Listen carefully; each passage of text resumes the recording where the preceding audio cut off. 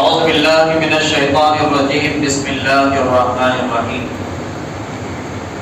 لن ینال اللہ لحومها ولا دماؤها ولکن ینالہ التقوی منکم صدق اللہ المولانا العظیم وقال النبی صلی اللہ علیہ وسلم الدال علی الخیر کفاعلہ او کما قال علیہ الصلاۃ والسلام۔ معزز سامعین کرام، برادران اسلام، عزیز بچوں، اللہ رب العزت نے ہم سب کو بے شمار نعمتوں سے نوازا۔ اگر اس نعمتوں کو ہم گننا چاہے، شمار کرنا چاہے تو زندگی ختم ہو جائے گی، نعمت کو گن نہیں سکتے۔ اگر لکھنا چاہے تو سمندر کو سیاہی بنا دیا جائے اور درختوں کو قلم بنا دیا جائے۔ درخت ختم ہو سکتے ہیں، پانی ختم ہو سکتا ہے، لیکن اللہ کی نعمت کو شمار کرنا ممکن ہے۔ اتنی ساری نعمتوں کے ساتھ اللہ نے ہمیں انسان بنایا اور ساری چیزوں کو ہمارے فائدے کے لیے ہی پیدا کیا۔ انسان کے فائدے کے لیے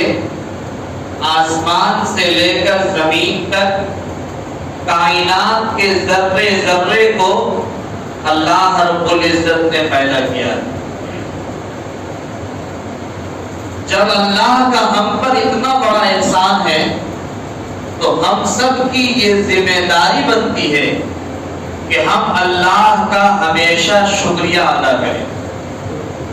اللہ کا شکریہ کیا ہے؟ یا معشر الجن والانس ان استطعتم ان تنفذوا من اقطار السماوات والارض فانفذوا لا تنفذون الا بسلطان۔ اے انسانوں اور جناتوں کی جماعت، ان استطعتم ان تنفذوا من اقطار السماوات والارض، اگر تم زمین کے احاطے سے بھاگنا چاہو گے، آسمان کے سائے سے نکل کر چلا جانا چاہو گے تو ممکن نہیں، تم نہیں جا سکتے۔ جہاں جاؤ گے وہاں اللہ کو پاؤ گے، اللہ کی دھرتی کو پاؤ گے اور اللہ کے بنائے ہوئے آسمان کو پاؤ گے۔ تو ہمارے اندر یہ اوقات ہی نہیں ہے کہ ہم زمین چھوڑ کے بھاگ جائیں یا آسمان چھوڑ کے نکل جائیں۔ اللہ تبارک تعالیٰ کا نعمتوں میں جب ہم گھرے ہوئے ہیں، چار جانب سے اوپر نیچے دائیں بائیں ہر جانب جب اللہ کی ہی نعمت ہمارے اوپر ہے تو ہم اللہ کا شکریہ ادا کرنے کے لیے ہر وقت لگے رہیں، یہ ہماری ذمہ داری ہے۔ اللہ تعالیٰ نے ہم پر 5 وقت کی نماز فرض کیا ہے۔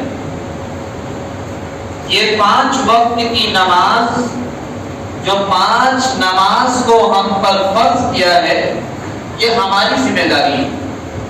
اور یہ ذمہ داری اللہ کے دیے ہوئے انعام و اکرام کے صدقے میں جو ہم اللہ کی نعمتوں کو استعمال کرتے ہیں، چلنے سے لے کر کھانے تک اور کھانے سے لے کر سونے تک، اور سونے کے بعد یعنی مرنے کے بعد جو اسلام نے ہمارے ساتھ اتنا بڑا احسان کا معاملہ کیا، اتنا خوبصورت طریقہ ہمیں دیا کہ مر جائے تو ان کی لاش کو تھوڑا بھی توہین نہیں کر سکتے۔ بہت خوبصورت مذہب اللہ نے ہمیں دیا ہے، ایک دم احترام کے ساتھ زندے کو، زندہ کو جتنا زیادہ ہم ادب اور احترام اور تعظیم نہیں کرتے ہیں، اس سے زیادہ مردہ کی تعظیم کرتے ہیں، اور اس کو پھر اچھے طریقے سے نہلا کر دھوڑا کر نیا کپڑا پہنا کر پھر اس میں خوشبو لگا کر کے ادب کے ساتھ کندھے پر سوار کر کے قبر پر لے کر کے جاتے ہیں، اور پھر وہاں جنازہ کی نماز پڑھ کے ان کے حق میں دعائیں مغفرت کر کے پھر ہم احترام سے اس کو قبر میں ڈالتے ہیں۔ اور پھر دعا پڑھتے ہیں بسم اللہ وعلی ملت رسول اللہ،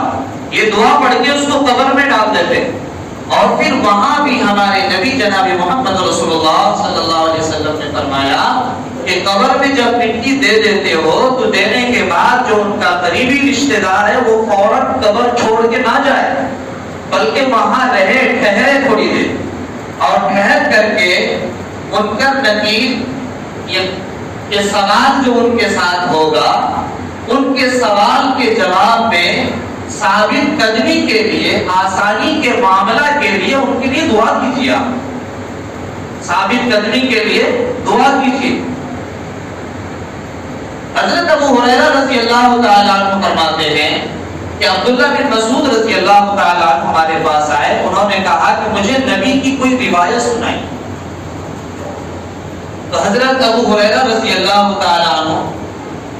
عبداللہ بن مسعود رضی اللہ تعالیٰ عنہ سے ایک روایت بیان کرتے، وہ یہ ہے کہ آپ صلی اللہ علیہ وسلم نے فرمایا کہ جب کوئی مر جاتا ہے، انتقال ہو جاتا ہے، تو اس کے جنازہ کے ساتھ جو آدمی جاتا ہے اللہ تعالیٰ اسے ایک قیراط ثواب عطا فرماتے ہیں، ایک قیراط، اور اس کی جنازہ پڑھ کے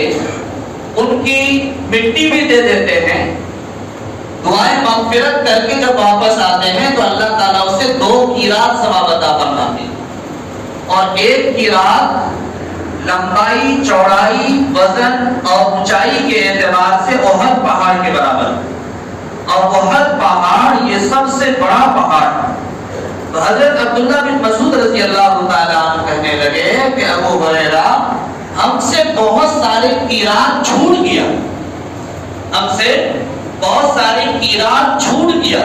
یعنی جنازہ میں شریک ہونے کا اور مٹی دینے کا اتنا بڑا اجر و ثواب ہے، تو ہم سے تو بہت سارے جنازہ کی نماز چھوٹ گئی،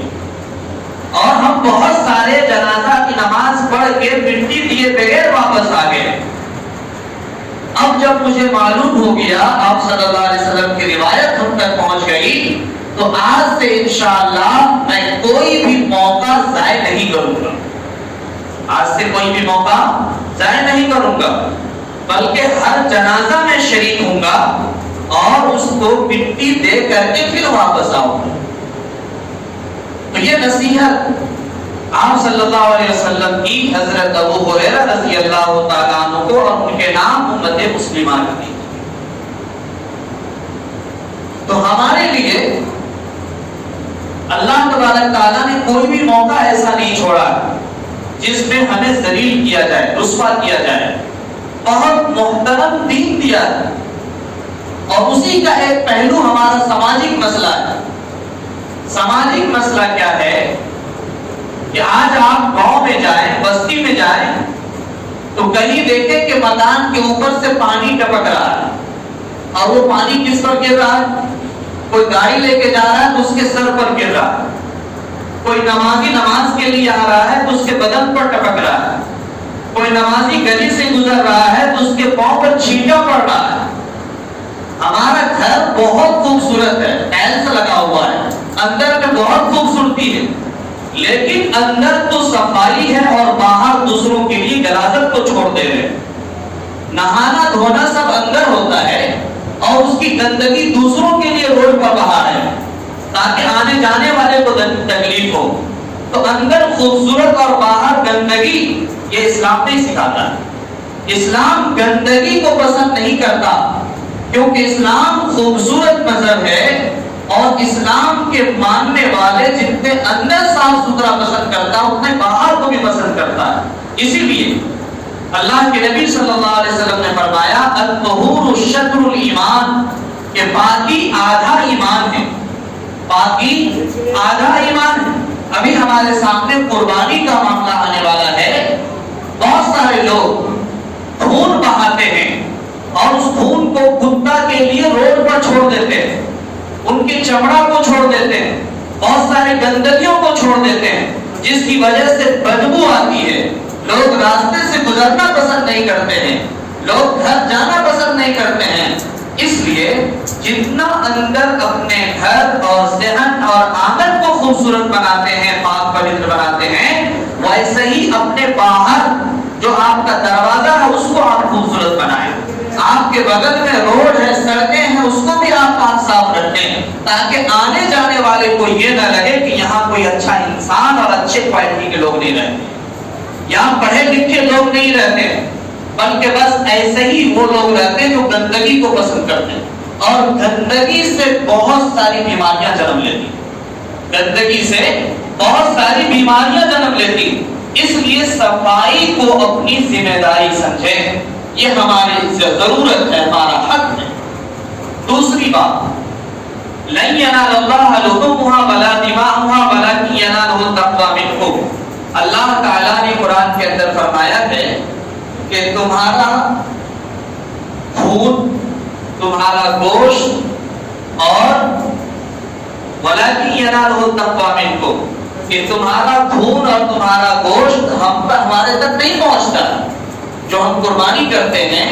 ہمارا خون ہمارا گوشت اللہ کے پاس نہیں پہنچتا، وَلَكِنْ يَنَالُهُ التَّقْوَى مِنْكُمْ، بلکہ